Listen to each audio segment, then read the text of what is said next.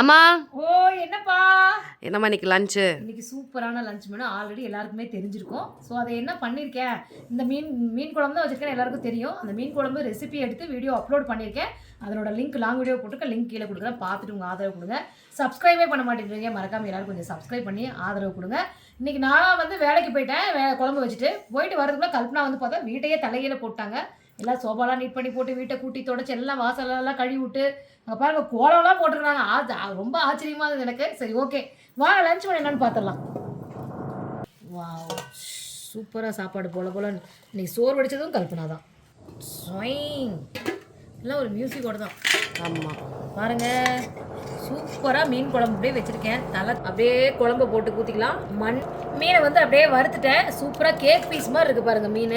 பார்க்குறதுக்கே நல்லா கலர். இன்றைக்கி எங்கள் வீட்டில் மீன் சாப்பாடு சூப்பராக சாப்பிட போகிறோம். இந்த மாதிரி மீன் குழம்பு, பாறை மீன், கண்ணாடி பாறை மீன் யார் யார் பிடிக்குன்னு சொல்லுங்கள், வாங்க சாப்பிட்லாம்.